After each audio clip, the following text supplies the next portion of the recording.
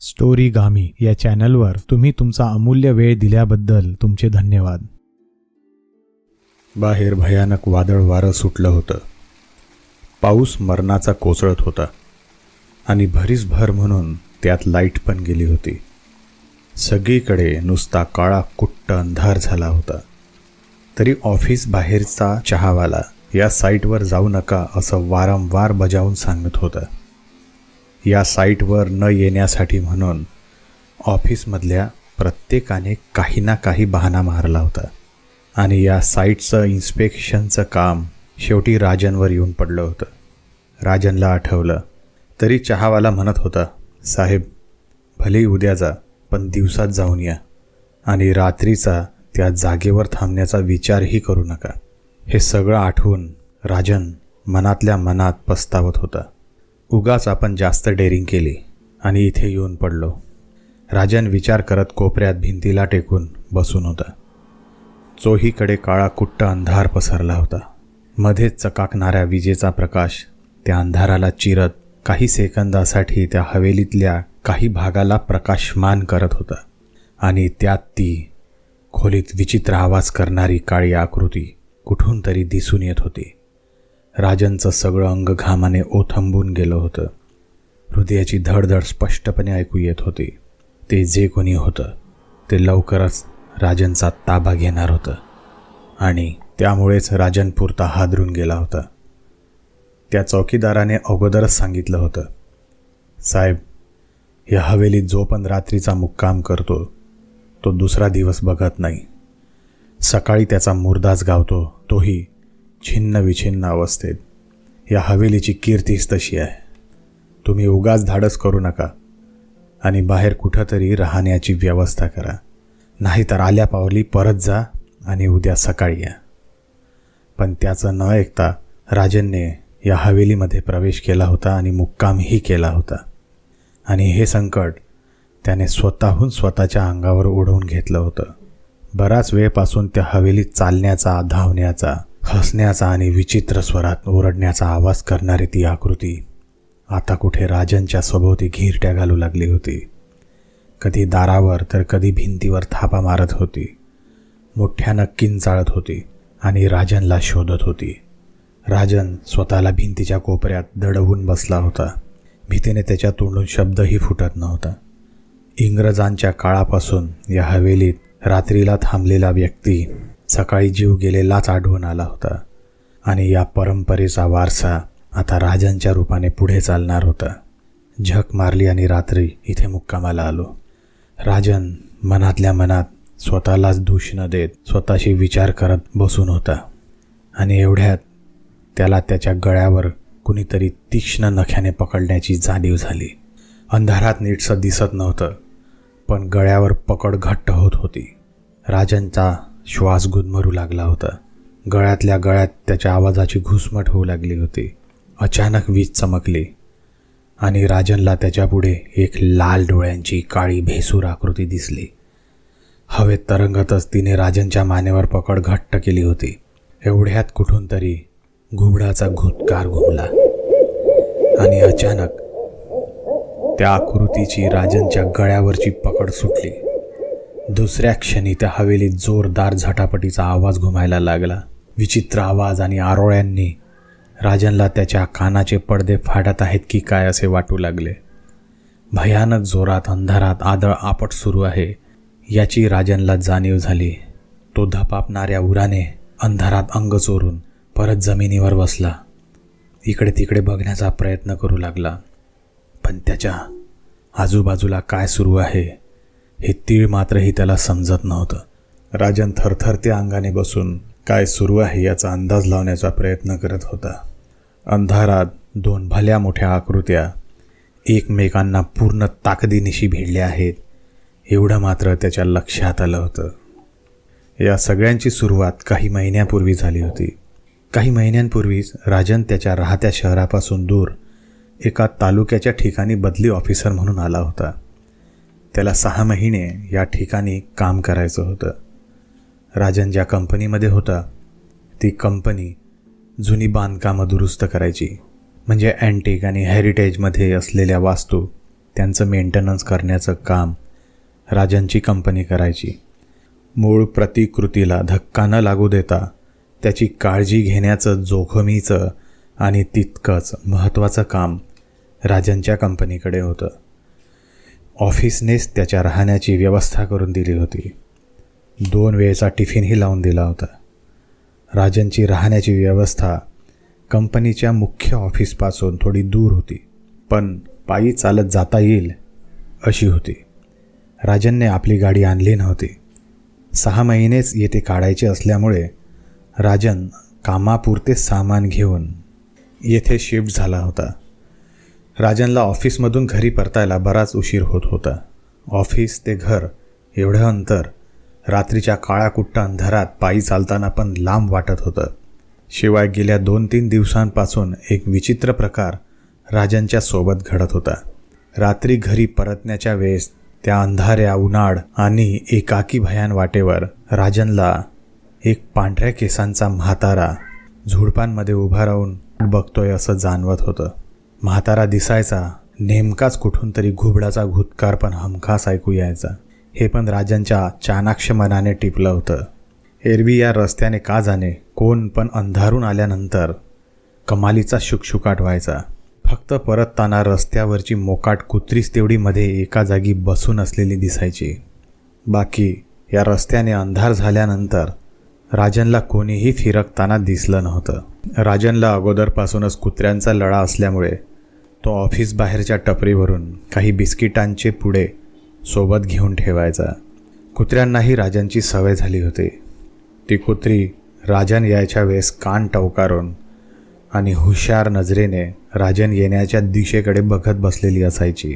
राजनने दिलेली बिस्किटं शेपटी हलवत खाऊन झाली की ती कुत्र्यांची गँग राजन पाठोपाठ त्याच्या घरापर्यंत यायची. हा म्हातारा झुडपात दिसत असल्यापासून तिकडे बसून राहणारी ती कुत्र्यांची गँग पण त्यांच्या जागेवर दिसत नव्हती. हे सुद्धा राजनच्या लक्षात आलं होतं. हा म्हातारा झुडपामध्ये का उभा राहतो आणि काय बघत बसतो, हा राजनला प्रश्न पडला होता. आजसुद्धा बरीच रात्र होऊन गेली होती, पण राजनची ऑफिसामधली कामं मात्र आटपली नव्हती. काम संपवता संपवता राजनला बराच उशीर होऊन गेला. राजन आपल्या नेहमीच्या पायवाटेवरून घराकडे परतत होता. त्याने घड्याळात पाहिलं. रात्रीचे 11:30 वाजून गेले होते. बराच वेळेपासून तो अंधारात एकटाच चालत होता. मात्र ही रोजची पायाखालची वाट अजूनही संपत नव्हती. रात्रीचा गार वारा झाडपाल्यांचा वास घेऊन झुळका घेत पळत होता. आपण बराच वेळेपासून चालत आहोत, पण अजूनही पोचलो नाही हे राजनच्या लक्षात आलं होतं. ही काय भानगड आहे हे मात्र त्याला समजत नव्हतं. एवढ्यात त्याला शेजारच्या कुठल्या तरी झुडपांमागून घुबडाचा घुतकार ऐकू आला. रात्रीच्या त्या भयान शांततेत तो आवाज बराच भयावह वाटत होता. अचानक आसमंतात घुमलेल्या त्या आवाजामुळे राजनच्या अंगावर काटा उभा राहिला. किंचित घाबरून आणि थांबून त्याने आजूबाजूच्या अंधारात नजर फिरवली. अचानक त्याचं लक्ष समोरच उभे असलेल्या मोठ्या महारुखाच्या झाडाकडे गेलं. त्याच्या एका फांदीवर ते घुतकारणारं भलं मोठं घुबड बसलं होतं आणि आपले मोठमोठे गोल पिंगट लाल डोळे रोखून राजनकडेच बघत होतं. चंद्र डोक्यावर आला होता आणि त्याच्या प्रकाशात अंधारातला तो परिसर निर्जीवपणे पडून असलेला दिसत होता. त्याचवेळी राजनचं लक्ष त्या झाडाखाली गेलं आणि राजन एकदम दचकलाच. नेहमी झुडपामध्ये उभा राहून राजनकडे बघणारा तो म्हातारा त्या झाडाखाली उभा होता. स्तब्धपणे उभा राहून तो राजनकडेच बघत होता. अचानक त्या झाडावरून घुबडाने आपले पंख पसरवले आणि अजिबात आवाज न करता ते घुबड राजनच्या डोक्यावरून उडून गेलं. दुसऱ्या दिशेला निघून गेलं. घुबड निघून गेल्यावर राजनने त्या म्हाताऱ्याकडे पाहिलं. म्हातारा आता त्या झाडाखाली निघून त्या माती भरल्या पायवाटेवर आला होता. चंद्रप्रकाशात तो म्हातारा स्पष्टपणे दिसत होता आणि अचानक राजनच्या हृदयाची धडधड जोरात वाढली. कारण त्या चंद्रप्रकाशात तिथल्या झाडाझुडपांची सावली दिसत होती, मात्र या म्हाताऱ्याची सावलीच नव्हती. त्या म्हाताऱ्याने राजनला हाताच्या इशाऱ्याने स्वतः मागोमाग चालण्याची खूण केली. क्षणभर राजन विचारात पडला. मात्र आता मागे वळून पळावं तर पळून कुठे जायचं हा सुद्धा प्रश्नच होता. जे होईल ते बघून घेऊ असा मनाशी हिया करून राजन त्या म्हाताऱ्याच्या मागोमाग चालू लागला. आपली पावलं उचलू लागला. म्हातारा जणू अलगद जमिनीवर तरंगल्यासारखा चालत होता आणि आपली कावरी बावरी नजर आजूबाजूला फिरवत राजन त्याच्या मागोमाग जात होता. सर्वत्र आता झाडी झोडपं दिसायला लागली होती. ती मुख्य पायवाट ही केव्हाच मागे पडली होती. म्हातारा कुठे घेऊन जात होता हे सुद्धा कळायला मार्ग नव्हता. बराच वेळ चालून झाल्यावर राजनच्या लक्षात आलं, तो म्हातारा आता थांबला आहे आणि वळून राजनकडेच बघत आहे. एवढ्यात परत राजनच्या कानावर घुबडाचा घुटकार ऐकू आला. राजनचं लक्ष त्या आवाजाकडे गेलं. शेजारीच एक मोठी पडकी विहीर दिसत होती. जुन्या बांधकामात घडवलेली बाहुली विहीर. कधी काळी तिकडे मोट चालत असावी. आता त्या मोकळ्या झालेल्या विहिरीच्या मोठ्या दगडी कठड्यावर बसून घुबड मान वळवून त्याच्या मोठ्या डोळ्यांनी राजनकडेच बघत बसलं होतं. पण अचानक ते उडून त्या म्हाताऱ्याच्या दिशेने आलं. राजनने तिकडे मान वळवली. तो म्हातारा त्याच्या हाताच्या इशाऱ्याने राजनला विहिरीकडे काहीतरी दाखवत होता. राजनला काही कळत नव्हतं. शिवाय भीतीनं त्याचं सर्वांग थरथर कापू लागलं होतं. अंधाऱ्या रात्री एक तरंगणारा म्हातारा त्याला विहिरीकडे घेऊन येतो काय आणि विहिरीकडे बोट करतो काय, कुणाच्याही हृदयात धडकी भरवण्यासाठी हे पुरेसं होतं.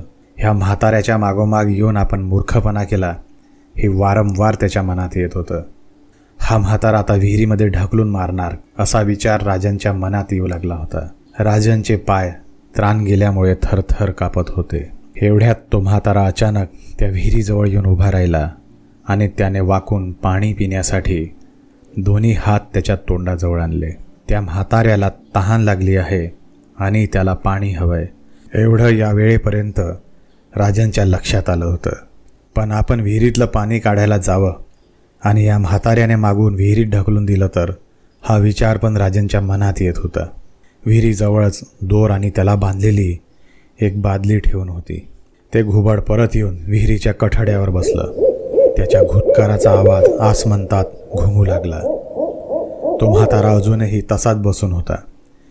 शेवटी होईल ते पाहिल्या जाईल हा विचार करून राजन विहिरीजवळ आला आणि त्याने प्रथमच ते भलं मोठं घुबड जवळून पाहिलं. त्याच्या छातीत धस्स झालं.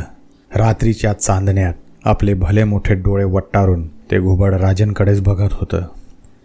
राजनने बादली विहिरीमध्ये सोडली. डब्ब असा आवाज आला. अंधारामुळे विहिरीतलं काही दिसत नव्हतंच.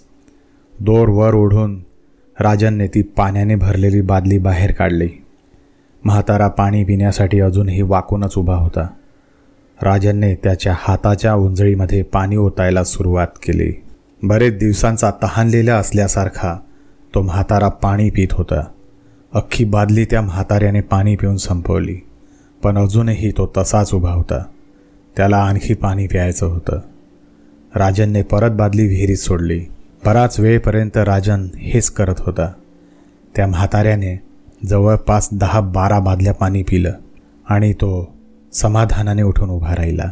राजनचं अंग घामाने चिंब भिजलं होतं. हाताला घट्टे पडले होते. हात पण थरथर कापत होते. हा सगळा प्रकार एवढा भयावह होता की राजनला नीट उभंसुद्धा राहता येत नव्हतं. काय करावं हे त्याच्या मनाला समजत नव्हतं. डोकं सुन्न झालं होतं. यातून सुटण्याचा काहीच मार्ग दिसत नव्हता. आता पुढे काय होणार ही चिंता त्याच्या मनाला भेडसावत होती. एवढ्यात अचानक त्याच्या कानावर त्या म्हाताऱ्याचे शब्द पडले. म्हातारा तिकडेच उभा राहून राजनला सांगत होता, अनेक वर्षापूर्वी जेव्हा तो इंग्रजांच्या सैन्यात होता तेव्हा या भागातच त्याची लढाई झाली होती आणि या विहिरीजवळच पाण्याविना तो तडफडून मेला होता. त्यानंतर आजवर त्याने अनेकांना पाण्यासाठी या विहिरीपर्यंत आणलं होतं. पण बरेच जण त्या म्हाताऱ्याला पाहून धक्क्यानेच मेले होते तर कित्येक बेशुद्ध झाले होते. एवढ्या वर्षात फक्त राजनच एकमेव तो व्यक्ती होता ज्याने त्याची तहान भागवली होती. बोलून संपल्यावर म्हाताऱ्याने एका दिशेला बोट केलं. म्हातारा सांगत होता, या दिशेला जा, घरी पोचशील. कुणालाही आणि कशालाही घाबरण्याचं कारण नाही. भारावल्यासारखा राजनने म्हाताऱ्याला सांगितलेली दिशा पकडली. मागून राजांच्या कानावर म्हाताऱ्याचा आवाज परत आला. तुझे उपकार झाले, हे उपकार केव्हा ना केव्हा फेडीनच. आता यापुढे तुला कुणालाही घाबरण्याची गरज नाही. राजांनी मागे वळून पाहिलं. राजांच्या कानावर फक्त शब्दच पडत होते. तिथे दूरदूरपर्यंत तो म्हातारा नव्हता. चंद्रप्रकाशात फक्त ती ओसाड विहीर दिसत होती. तिथे बादली आणि दोर पण नव्हते. आतापर्यंत त्याने म्हाताऱ्याला पाणी पाजताना जे पाणी जमिनीवर पडलं होतं ते पण हवेत विरून गेल्यासारखं दिसत होतं. अगोदरच घाबरून राजांची अवस्था वाईट झाली होती. आता तो म्हाताराही गायब झाला होता. म्हाताऱ्याने सांगितलेल्या दिशेकडे राजांनी अक्षरशः धावायला सुरुवात केली. थरथरत्या पावलांनी तो धावतच होता. लवकरच तो मुख्य रस्त्यावर आला. ही त्याच्या पायाखालचीच वाट होती. काही अंतर पार केल्यावर राजांचं घर येणार होतं. सगळ्या आसमंतात शुकशुकाट पसरलेला होता. चांदण्या आकाशातून डोकावत होत्या. चंद्राचं दुधट चांदणं सगळीकडे पसरलेलं होतं. त्या वातावरणातून एकटं चालताना आपल्यासोबत जे घडलं ते इतरांना सांगितलं तर लोक आपल्यालाच वेड्यात काढतील. राजांच्या मनात विचार येत होता आणि त्याची पावलं घराच्या दिशेने पडत होती. दुसऱ्या दिवसांपासून राजांनी परत ऑफिसचं काम सुरू केलं. कितीही रात्री घरी आलं तरी राजनला मात्र तो म्हातारा आता दिसत नव्हता. नेहमी त्या रस्त्यावर फिरणारी भटकी कुत्रीही राजनला भेटू लागली होती. बाहेर विजांचा कडकडाट कमी झाला होता. मुसळधार बरसणारा पाऊस शांतपणे कोसळत होता. मात्र विजेचा पत्ता नव्हता. सध्या राजांच्या आजूबाजूला जे घडत होतं त्यामुळे राजनला त्या म्हाताऱ्याचा प्रसंग आठवला. जीव मुठीत धरून तो तसाच कोपरा पकडून बसून होता. हळूहळू दिवस उजाडण्याची चिन्ह दिसू लागली. पाऊस पूर्णपणे थांबला होता. पहाटेचा प्रकाश त्या खोलीमध्ये डोकावू लागला. सूर्य उगवण्याची वेळ होत होती. बरंच व्यवस्थित दिसायला लागलं होतं. राजन त्या कोपऱ्यातून उठून उभा राहिला. भिंतीचा आधार घेत त्याने आपली पावलं उचलली. सभोवती नजर फिरवत तो हळूहळू दिवाणखान्याच्या दिशेने येऊ लागला. खिडकीतून प्रकाश पाझरू लागला होता. अचानक त्याच्या कानावर परत एकदा घुबडाचा घुतकार ऐकू आला आणि पुढचं दृश्य बघून राजनला फीट यायचीच बाकी राहिली. तिथलं सगळं सामान विस्कटलं होतं. दिवाणखान्याच्या मधोमध तोच म्हातारा ज्याला राजनने पाणी पाजलं होतं तो उभा होता. त्याचं डोकं पार त्या 3 मजली हवेलीच्या छपरापर्यंत टेकलं होतं. एवढा तो भला मोठा भक्कम आणि लांब दिसत होता. खाली जमिनीवर एक भली मोठी काळी सावलीसारखी विभत्स आकृती पडून वळवळत होते. बहुतेक रात्री या दोघांचीच झटापट सुरू झाली होती.